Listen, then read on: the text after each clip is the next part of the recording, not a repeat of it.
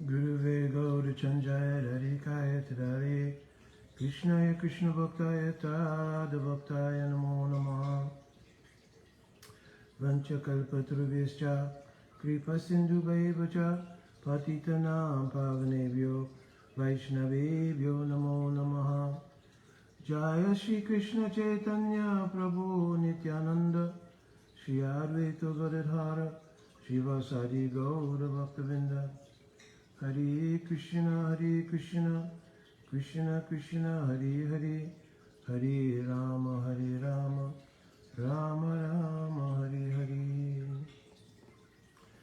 Dhanavad Pranam devotees. So, from the title of the session here, do we need material validation for pure bhakti?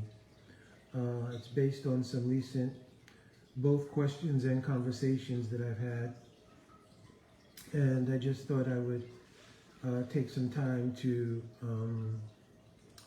try to both answer the questions that came in and simultaneously kind of offer a particular posture regarding the entire concept of what seems like maybe a more overwhelming state of material things coming in to the arena of bhakti. So I've recently seen something that was shown to me regarding various either scientific or part of the human sciences like psychology, sociology, etc., or other spiritual paths which may have some similarities but also many divergent ideas from bhakti. And I've seen sort of in that collective space many intentional or unintentional challenges to bhakti. So I did a question and answer session a short time ago where I spoke about in some detail the difference between pure bhakti and misapplied bhakti, either institutionally or individually. And sort of the framework of what I'm speaking now would be enhanced if a person is able to go back and look at that particular video. So the idea here is that much of the idea of all of the other sources coming in as sort of prisms through which to look at bhakti and in many cases critique bhakti are things which are not themselves necessarily composed of pure bhakti.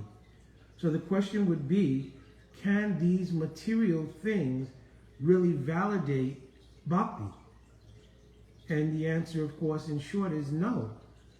So it's not a question that there is therefore a complete lack of value in anything other than Swarup Siddhi Bhakti, that everything else has just no absolute value at all. For as long as we have to exist in the material world, we have to function in the material world. Certainly we will take the opinion of our medical professional, certainly we'll take the opinion of our barber, certainly we'll take the opinion of, our grocer, is this fresh or not? You understand? So in pragmatic dealing, certainly, what hard sciences or human sciences are there, they have some footing and some application.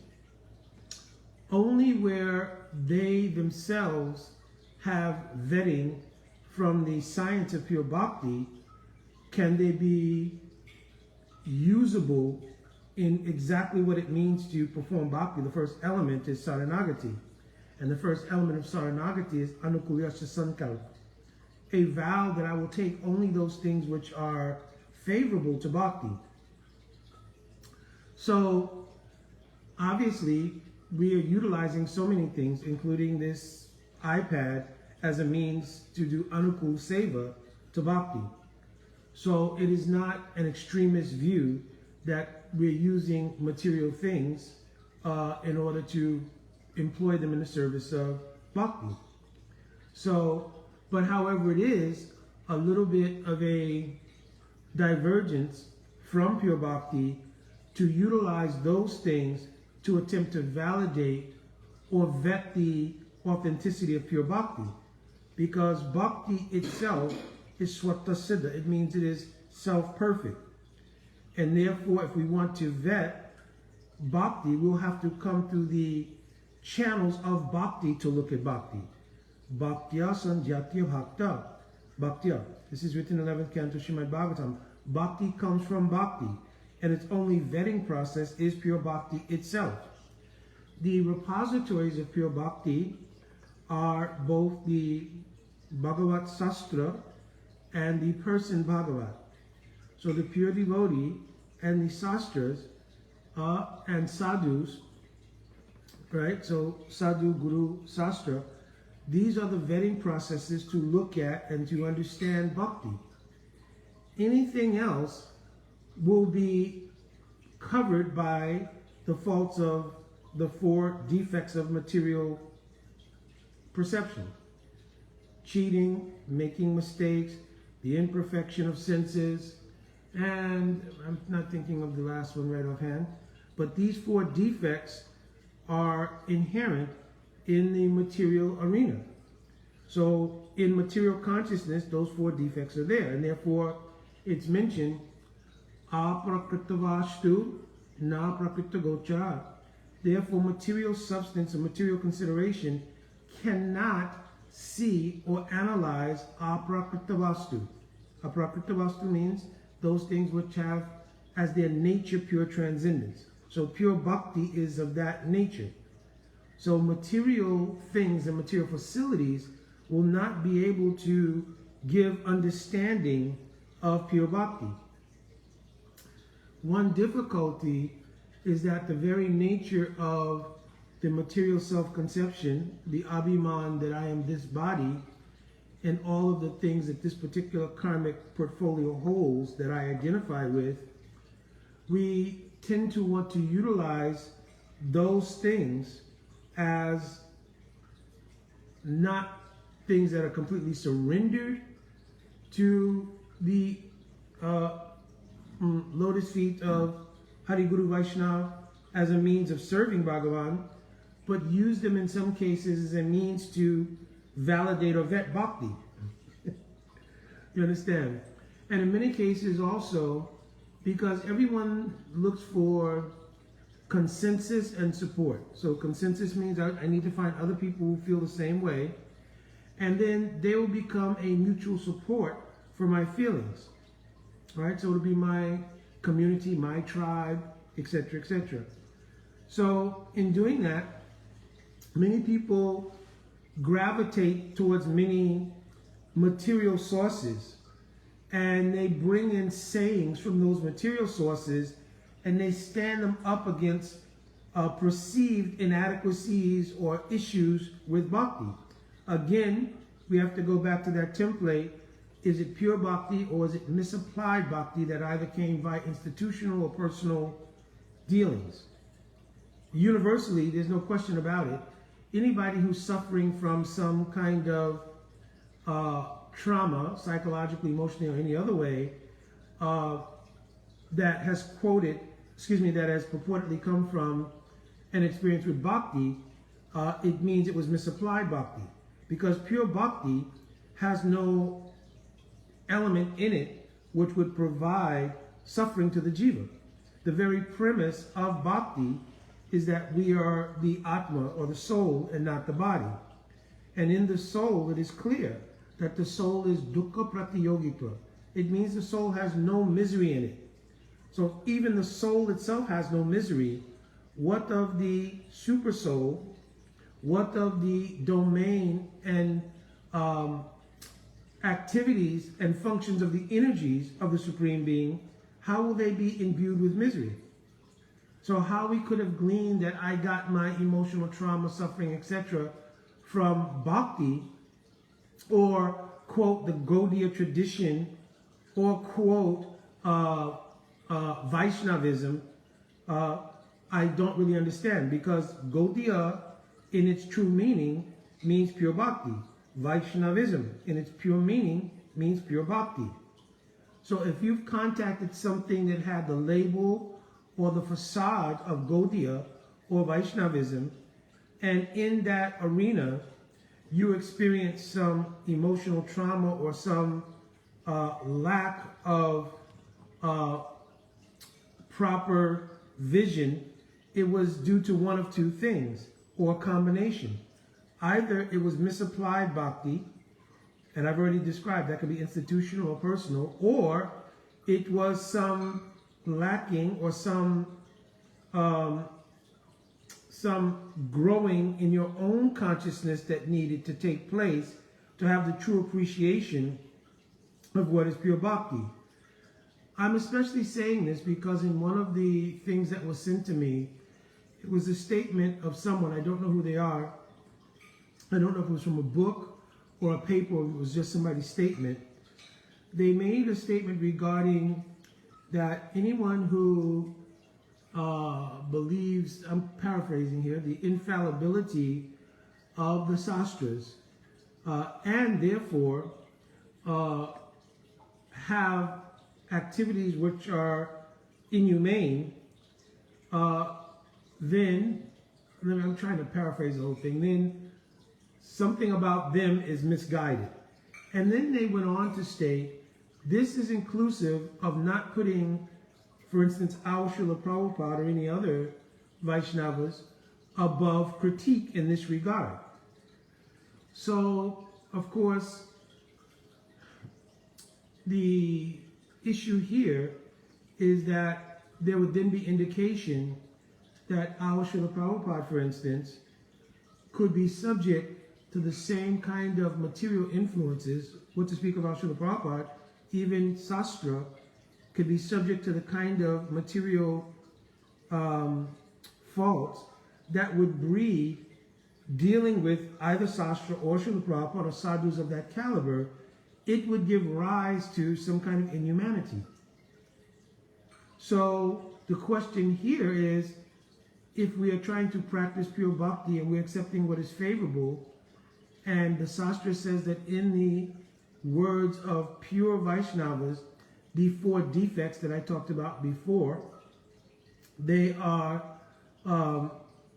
not present, subject to be illusion, to make mistakes, the cheating propensity and imperfect senses, they're not there in the pure souls, then I either have to ignore that spiritual reality stated in both Shastra and in the persona of Shastra pure devotees. I'd have to ignore that to accommodate the subjective statement of that person based in what, I'm not sure, maybe some, again, contact with misapplied bhakti, or maybe just some of their own personal issues. I don't know. But the statement is obviously put in a public forum, so it's begging that those who are pursuing pure bhakti, you even have no dependence or shelter independence on Shastra and pure Vaishnavas. Because there's some sort of axiomatic conflation, that there's an axiomatic possibility of inhumanity by just fully accepting them. When Saranagati literally means that, right? Saranagati literally means the Anukulasya Sankalpa, and that same Sankalpa goes to Pratikulasya Vibhajanam, meaning not accepting anything unfavorable, and Rakshishiti Vishwas, a Vishwas that the Shastra, Sadhus, Bhagavan is absolute, Goptre Varanam Tata, they are completely maintaining everything. You understand? So I'm being asked, essentially through that phrase of that person, that no, you can't do that because that could be a kind of naivete that could lead to inhumanity. Therefore, even in pure bhakti, pure persons related to bhakti, the possibility that dealing with them could give rise to inhumanity of some sort is what's proposed. So then if we have no ability to rely on the absolute nature of Sastra and Sadhu Guru, then where can we repose faith in an absolute way? Would it be reposed in your subjective experiences? Or is the idea just to put faith sort of in a relative posture that there is no real shelter? And perhaps that's the baseline of the emotional experience that person is having, and therefore, there's a saying, that kind of misery loves company sort of idea, that if I'm experiencing this, it must be not my just subjective experiences, especially because people then, like I said, they try to get a consensus. That means other people may be having a similar experience. And on the basis of that, form a tribe, and then it's put out that this is the reality based on our subjective experience consensus, and we're putting it out that this is the reality. So what's being asked essentially is that people divest the faith in that absolute idea that Sastra is absolute, and that anything that is seen to be incongruent is my lack of ability to reconcile it, and also in the personification of Sastra, the pure Vaishnava, that also these incongruities may be there, and I need to accept that because of your subjective experience. So this is just something that, there are certain perennial issues that come up every year. I think I mentioned this in a previous video. And then there's sometimes every 3 or 4 years, you get a real thrust of things like this, where there's like almost a challenge to the establishment of bhakti. But again, there's not a clarification as to bhakti meaning pure bhakti, because if you're saying it's pure bhakti, and when you say the Gaudiya tradition, or when you say Gaudiya Vaishnavism, right, then you're suggesting that it is pure bhakti that needs to come under scrutiny. And if it's not pure bhakti, then it should be easily reconcilable within your own experience that what I encountered or what I'm speaking to is not pure bhakti or pure Vaishnavas. I'm speaking to that misapplied, corrupted bhakti, and I'm speaking to those who may have not been pure devotees, and therefore they're also subject to the same human frailties that I myself am subject to. You understand? And in our interaction, there was some bad experience. And therefore, I'm putting out a warning against corrupted or misapplied bhakti and those who are not perfected souls, but who may be in positions of authority or something like that, and therefore their misapplied bhakti has this fact, that fact, it's making them inhumane. That's a whole different statement. And if I've misinterpreted what was said, then I certainly will both stand corrected and apologize. But because the name of our Srila Prabhupada was invoked, then I have every, of course, duty and right to speak back or to push back on the idea that your indication or your inference that absolute acceptance of the scripture and persons of the caliber of Srila Prabhupada or any pure Vaishnava, right? Blind acceptance of that has some connection with the possibility even of inhumanity. And even if you wanted to take it a step further and say that there is a possibility that somebody could certainly have some kind of association, not absolute or pure association, not true sangha, samyak rupen anugamana, not that kind of sangha, right? But somebody could have some proximity association with a high class of pure Vaishnava, but still have many material contaminations themselves. That also is something different. But to suggest that in the persona of pure Vaishnavas and also in Sastra, that there is a inherent ability by fully giving our faith, fully investment of our faith in those persons and in Sastra, that there's a possibility that it will create a naivete in our consciousness that will give rise to being inhumane in our treatment to others. So I would first like to see any evidence of inhumanity on the part of any pure Vaishnava historically. I'm not even looking at just contemporary Vaishnavas. Now, sometimes we may couch inhumanity according to our subjective experience. It may be inhumane to hear the absolute truth because it's inconvenient and something I'm not willing to surrender to. So to be in the arena where that absolute truth is being presented will give me a certain kind of psycho-emotional experience. Because Bhakti, Saranagati, is not only the first anga of Bhakti, but it is the doorway to Bhakti. Prahalad Maharaj told, all the 9 angas of Bhakta, Shravam Kirtan Vishnu Smarna, without Ittipum Zaprita Vishnu, Bhaktas Chinnavalakshan. Without doing Saranagati, you cannot adequately practice these 9 angas of Bhakti. Also, Guru Padasraya is the same thing. It is Saranagati. And therefore, before Rupa Goswami Pad enunciates the 64 angas of Bhakti, he requires the first thing is Guru Pad Asraya.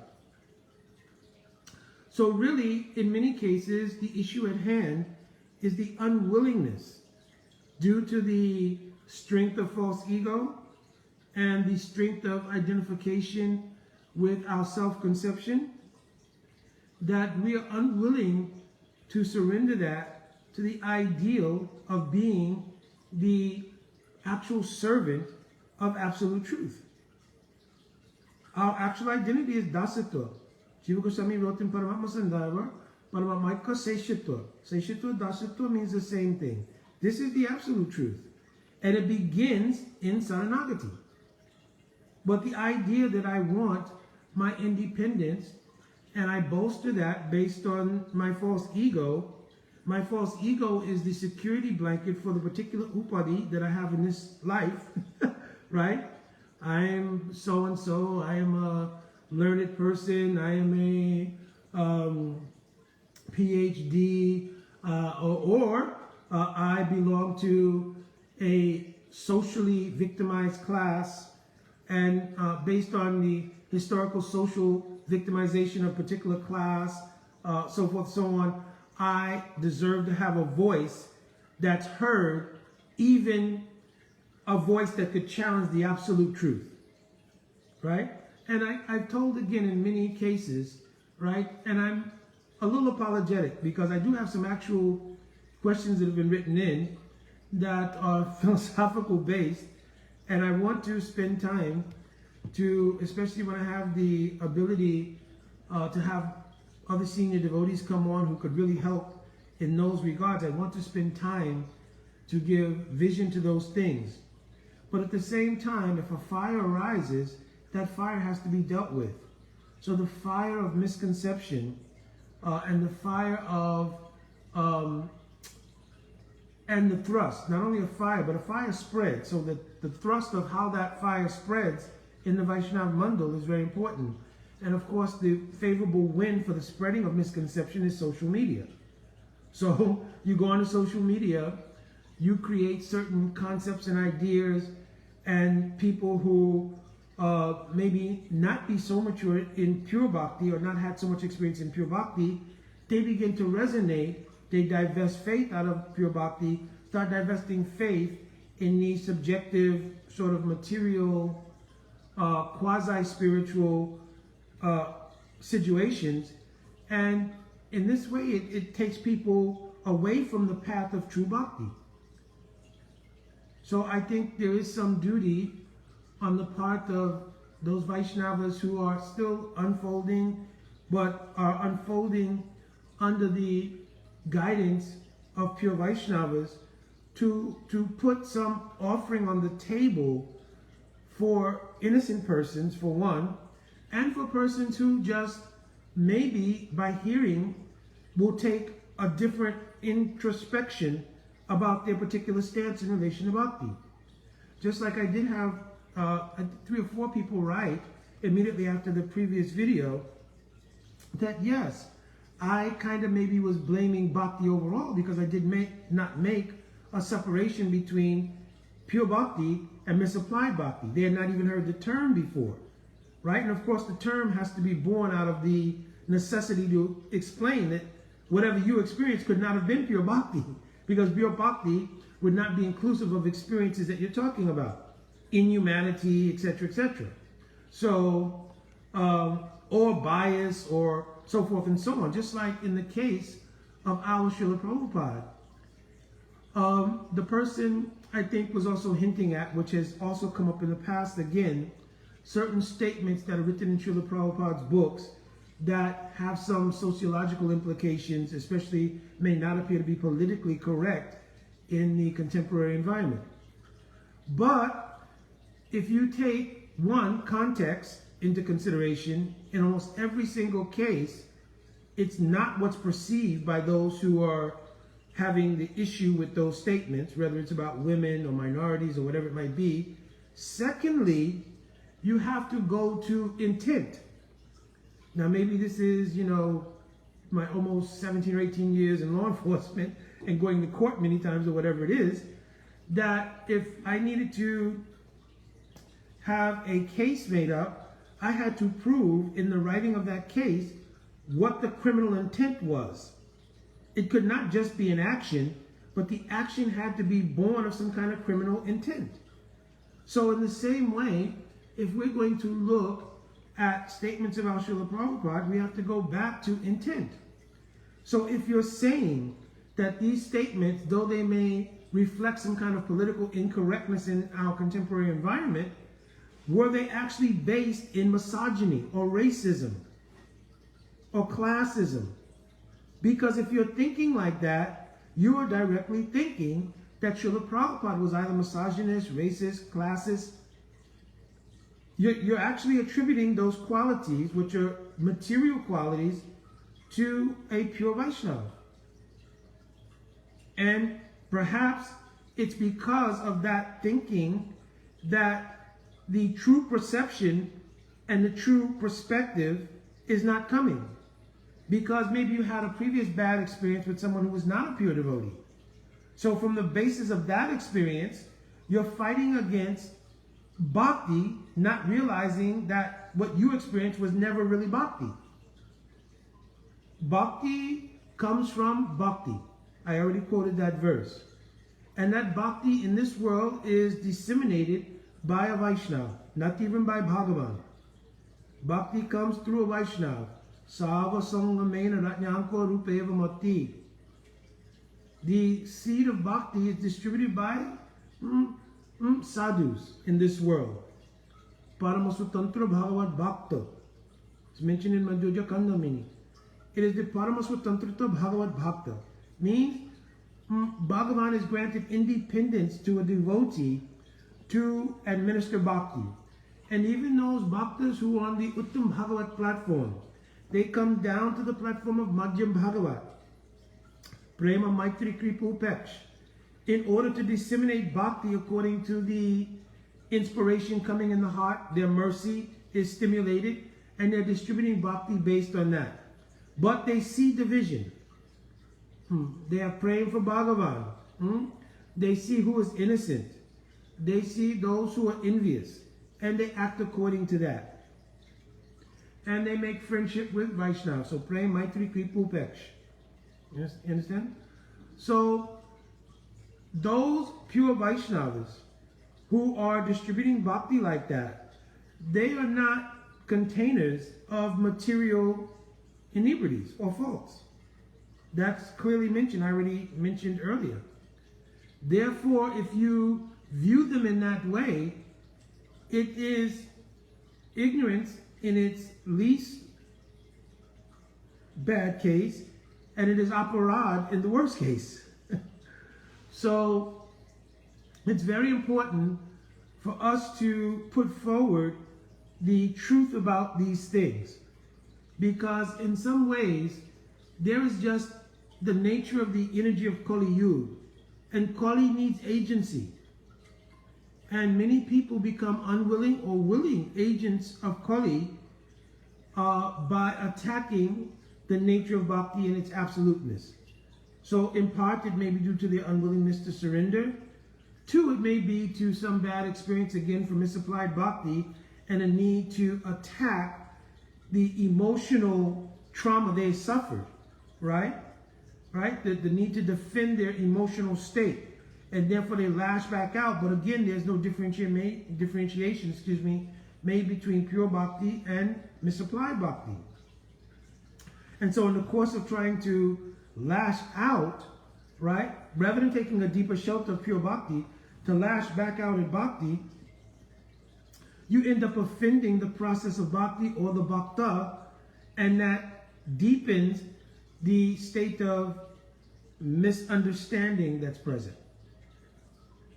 So I think it is extremely important, and I would be more than willing, and I'm sure other devotees who are trying to unfold and trying to serve the path of Gaudiya Vaishnavism, I would be completely amenable to sitting with anyone and having a true discussion on this particular issue.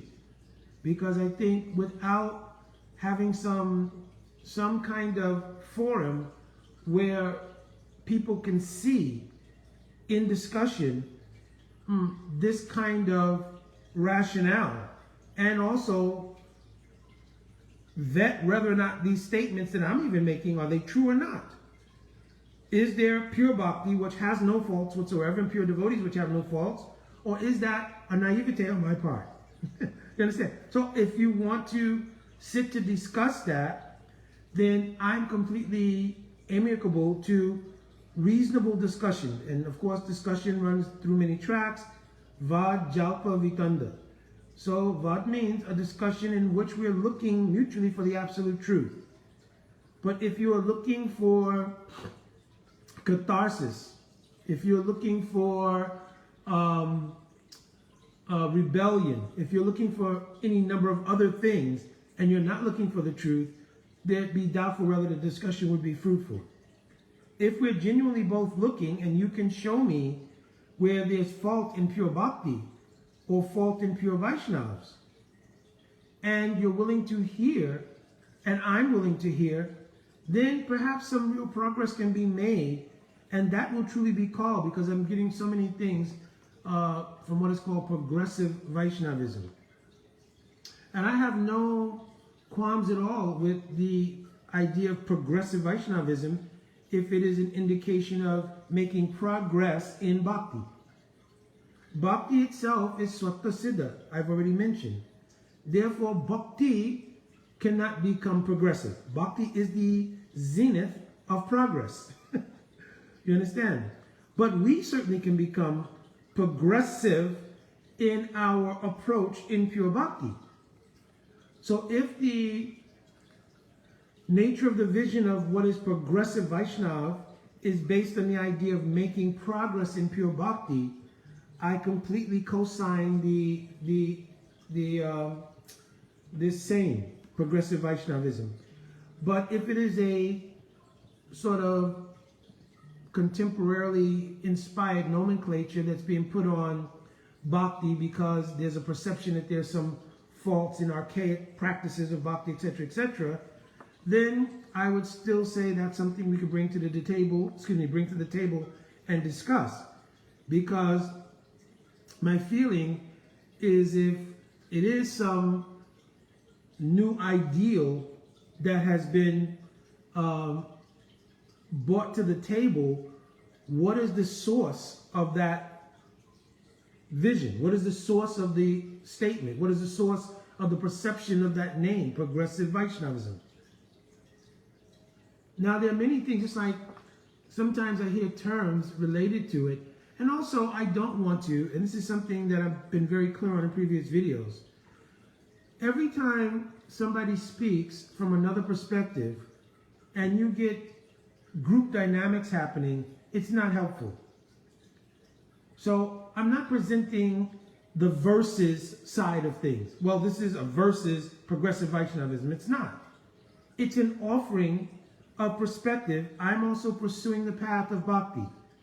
And in hearing these things, or these things coming into my purview, either related to service that I've been doing, or just comes into my purview via this mechanism of the social media, then I again have some savor duty or just some personal duty to address in my own progress this presentation. So it has nothing to do with challenging or verses or anything like that. And that mentality that anybody who offers another perspective is challenging, and therefore it's verses, and there's an emotional recoiling based on that, it is symptomatic that something needs to be personally dealt with, because you cannot have your subjective experience questioned. I'm open completely to having my experience questioned, to sit and discuss. Is this perspective of absolute faith in Guru Sadhu and Sastra, is that a naivete, or is that an actual progressive posture in Sudha Bhakti? So, I mean, I'm completely open and willing to have these kind of discussions. So, but in the meantime, again, I'm making presentations here because several people write me on these things, and that lets me know that it is something that is permeating the Vaishnav community. Again, due to the influence of social media, where everything like wildfire takes off and spreads in the community, just like gossip or something, then these things and these conceptions tend to take root and quickly spread. And of course, if people want to have a discussion, they'll generally turn to people they have discussions with and bring it up. So I've been the one, I'm sure, of many persons that this is come in their purview via that means. People are either writing questions about it, what do you think about it? I once in the past wrote back to a couple of devotees and said, I'm really not trying to form a particular perspective, that you can ask, and I even mentioned it, I think, on a previous video. You can contact those persons, and I know of at this point, with the exception of some persons who obviously have made statements that I cannot digest, regarding Srila Prabhupada and things like that. But the other devotees, it's a perspective they're having, and you can speak to them and get a clearer picture. They're also making presentations regularly, right? And it's a number of devotees. It's not one or two people. It's a number of devotees. You can ask them and get some consensus. Now, if you're looking for balance, I said maybe it is a good idea to have a discussion with more than one perspective being offered, because it seems that either you get one perspective, quote, of a certain view, and then there's the view of the other side, so to speak. And that's what creates the dynamic of us versus them, and it shouldn't be like that.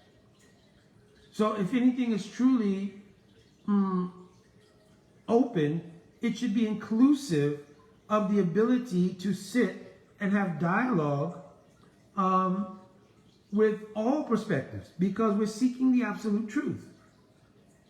And if it's truly valid, that discussion is truly valid, what should organically emerge from the discussion is truth. Where our own limitations may peak, right, we may have to table certain things because we may not be able to find absolutely mutually accepted truth in our discussions, but then we'll reconcile that's in us.